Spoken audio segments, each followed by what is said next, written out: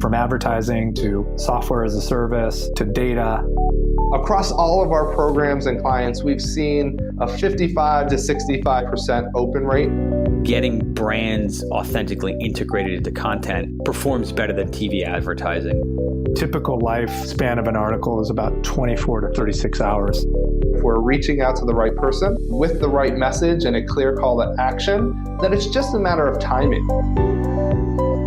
Welcome to the MarTech Podcast, and I Hear Everything production. In this podcast, you'll hear the stories of world-class marketers that use technology to drive business results and achieve career success. We'll unearth the real-world experiences of some of the brightest minds in the marketing and technology space so you can learn the tools, tips, and tricks they've learned along the way. Now here's the host of the MarTech Podcast, Benjamin Shapiro.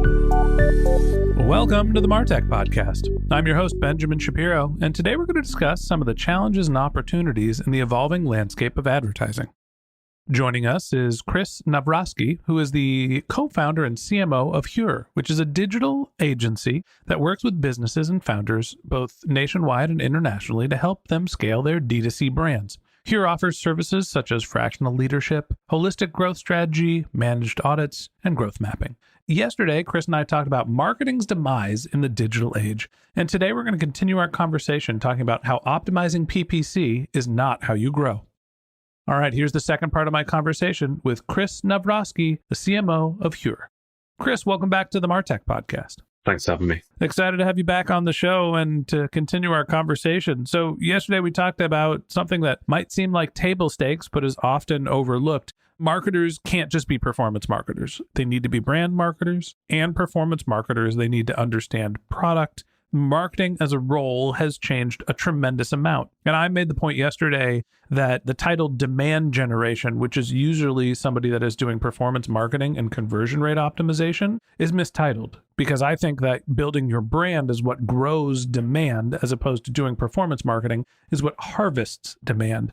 Talk to me about why optimizing PPC is not actually how you grow. The challenge here comes back to something that we talked about yesterday, and it's not taking a singular channel view or a myopic view on a growth strategy. Any singular channel that drives more than 25, 30% of your total revenue, in my view, is a risk to your business. And that diversification of channel mix will allow you to not only de-risk profile, but to continue profitable growth in a more sustainable way.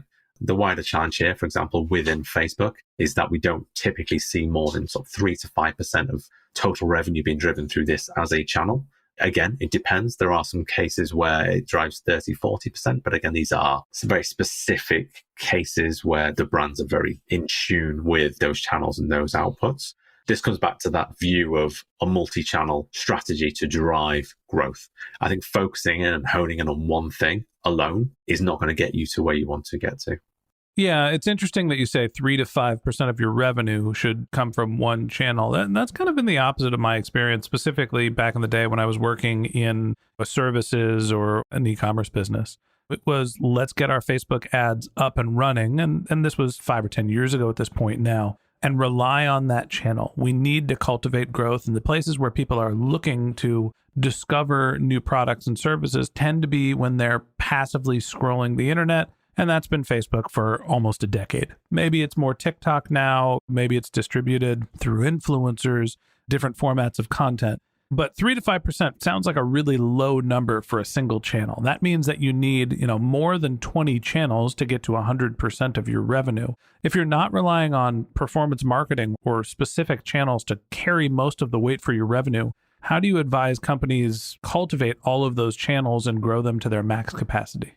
So that 3 to 5% is within a fully fledged marketing mix. So if all the other channels are humming at a volume, so that's saying 15 to 20% through email, 20 to 25% through organic, 25 to 30% through Google Ads. So within a full marketing mix, typically we see it about 3 to 5%. And again, that's not a cap. It's a trend that we see. And again, this capped by the profitability of those things.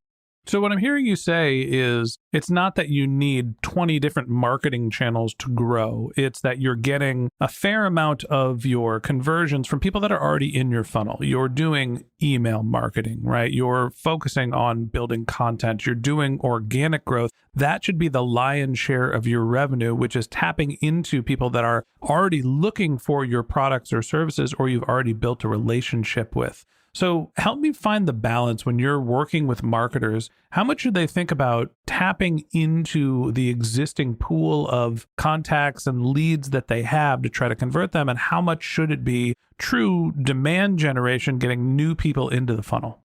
This goes back to, it depends, because it does. I don't want to focus on Facebook as this isn't just about that. But the reality within Facebook is that as a channel, it's very constricted now, particularly within the UK. The CPMs are so challenging that it's no longer a scale channel. So it's very limited to by the commercials, which are then paired back to whatever KPIs you have. So when you build out a multi-channel forecast is to actually look at each individual channel, their KPIs, what they're driving and how they're driving them. To your question around, well, how much of that is acquisition versus retention? A profitable business, I use that essentially around the idea that it's a business that if you build a business to sell, then these sorts of metrics are the ones that you'd want to ring true. So you'd be looking for that 60 to 70% retention rate of customers, and then that 40% of those new customers that come in. And that kind of speaks to these sorts of volumes that you should be looking to drive in. And then that also allows you to really understand the weighting of a channel mix and what they're actually able to do. So focusing on retention through Meta perhaps isn't the right thing to do. Perhaps it's actually double down on that acquisition through that, because that's the channel which can acquire new markets and new customers quite easily within its targeting. And then your Google Ads, that focuses on your middle funnel, that there is a level of intent that you're going to carve off from. And then your email is your super profitable channel, which allows you just to get repeat purchases, to re-engage, to build more brand presence with customers, to get them to actually integrate with you in a deeper way. So it's all paired back to the business economics for me. But within this, it's essentially saying, well, 40% in my eyes, again, this is a broad brush and it will always depend on different businesses, but that's what you'd look to acquire. You'd be looking to retain that 60%.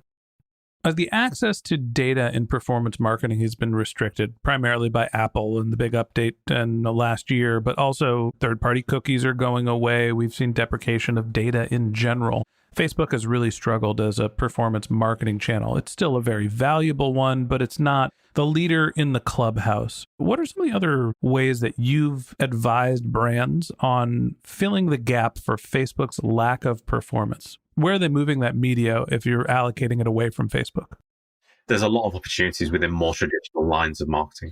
Within Facebook, there's a lot of brand marketing go within Facebook. So actually, if you're producing brand marketing and rich media, moving or porting that over to display, pushing that through YouTube is actually a much more profitable way to actually get market share. So we moved budget away from Meta into display to drive a wider brand narrative. Equally, looking at direct mail. So using an actual AI-driven, fairly programmatic direct mail, which is response-driven. So actually being able to pull in user information real time into direct mail, getting that printed and delivered within 24 hours domestically. It's almost going back to what worked, and that now is working again. So that as an opportunity is presenting itself as a viable option given the cost increases of marketing. This is a renaissance of these channels. It's finding new ways to work with what is now a tried and tested and relatively old hat channel mix. It's a rebirth. It's not an apocalypse. This is one era of marketing ending and a new one beginning. So the tools to build a successful channel mix have always been there and they always will be there. I think, again, this goes back to something that we talked about yesterday.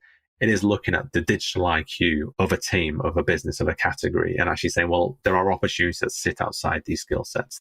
The large issue with how agencies set themselves up now is siloing themselves as specialists when actually being a specialist generalist, being able to work agnostically across a multi-channel mix allows you to move media around far more successfully and actually start playing with a wider marketing mix. as an agency, we work agnostically across every channel. So we've developed an offering which allows us to actually offer a multi-channel activation under one commercial line within a business. So instead of saying, okay, well, it's always on SEO, always on TRO, always on CRM, we work through that in sort of a bit more of a piecemeal way, which allows you to top up these elements as you go, as opposed to saying, okay, well, you need a CRO agency, an SEO agency, and a CRM agency. This is the same methodology that marketers need to adopt, is the idea that you need to spin multiple plates continuously to actually float and balance KPIs. I didn't get a cell phone until my junior year of college. It was a long time ago. It was a Nokia phone. That's before I even had a flip phone. And the reason why I bring this up is that was the perfect thing to happen. It was the era of all the dumb shit that I did in college couldn't be filmed and couldn't be put on social media for everyone to litigate and examine. And so I was able to enjoy myself and not be under the scrutiny of the internet. I feel like marketers have gone through kind of a similar phase in the last 10 years where we could all be fat, dumb, and happy because it was really easy to just do growth and nobody really was paying too much attention because the channel mix was so simplistic. Marketing has been easy for the last 10 years. You can get away with not being a very good marketer because all you had to do was throw money at Facebook and they could use this rich, vast amount of data to go find people that were going to buy your products or services. Now everybody has a cell phone and you can't be that stupid in college or it ends up on Instagram. Now you can't just rely on one single channel to be a marketer. That's dumb too. You have to be able to actually use the practice of marketing, building your brand, doing performance marketing and multi-channel marketing that you can analyze and eventually figure out what's driving revenue. Last question I have for you is you're thinking through the analytics of this new era of marketing and you're not just relying on your one primary performance marketing channel. What are some of the solutions you're using to actually analyze your multi-channel mix? How are you figuring out what's making the biggest impact on your bottom line? This is where it comes into sort of challenging the traditional KPI mix of a ROAS or a CPA.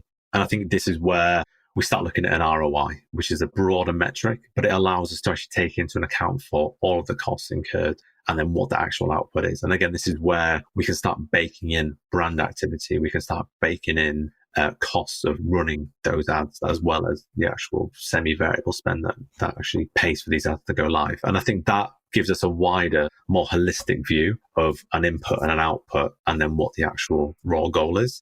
I mean, internally, we've started building out our own BI solution, which allows us to mesh net data, gross data together and start looking for those coefficients between the two of them. And I think that's the reality of where e-commerce is going or where the digital industry is going. Is the reality is all of these things are paired back to a commercial output. It was always one of the biggest pain points for me within any business to say, okay, we've hired a PR agency. What is their job? How do we qualify them? And it's the answer is always, we can't really qualify PR. It's a thing that we do, and it's very hard to see if it's working or not. But in my mind, it's very black and white when the reality is they've been hired with a purpose to drive more business, to help us grow, to drive more brand, and to drive the bottom line in the right direction. And ROI helps us actually derive that. Yeah, I don't know if I 100% agree that every channel should be measured on ROI, at least not in the short term, right? There are some marketing investments that you make because it builds the brand, which helps increase the size of the pool. It gives you more lanes with which to swim. Not every marketing channel is made to drive short-term results. Some of them are investments in cultivating your business for the long term. And honestly, the analytics for those solutions are not really analytics. They're investments. They're bets. And sometimes you have to take a long-term bet and hope that it pays off. And sometimes you're focused on short-term revenue, and it's up to each marketer to decide what that balance should be. And that wraps up this episode of the Martech Podcast. Thanks for listening to my conversation with Chris Nawrocki, the CMO of Heur. If you'd like to get in touch with Chris, you can find a link to his LinkedIn profile in our show notes. You can contact him on Twitter. His handle is Chris Nawrocki, which is ChrisNawrocki. Or you can visit his company's website, which is Heur, Heur.co.uk. Just one more link on our website I'd like to tell you about. If you didn't have a chance to take notes while you were listening to this podcast, head over to martechpod.com where we have summaries of all of our episodes and contact information for our guests. You can also subscribe to our weekly newsletter, and you can even send us your topic suggestions or your marketing questions, which we'll answer live on our show. Of course, you can always reach out on social media. Our handle is martechpod, MARTECHPOD, on LinkedIn, Twitter, Instagram, and Facebook, or you can contact me directly. My handle is Ben J. Shap, BenJShap. And if you haven't subscribed yet and you want a daily stream of marketing and technology knowledge in your podcast feed, we're going to publish an episode every day this year. So hit the subscribe button in your podcast app and we'll be back in your feed tomorrow morning. All right, that's it for today. But until next time, my advice is to just focus on keeping your customers happy.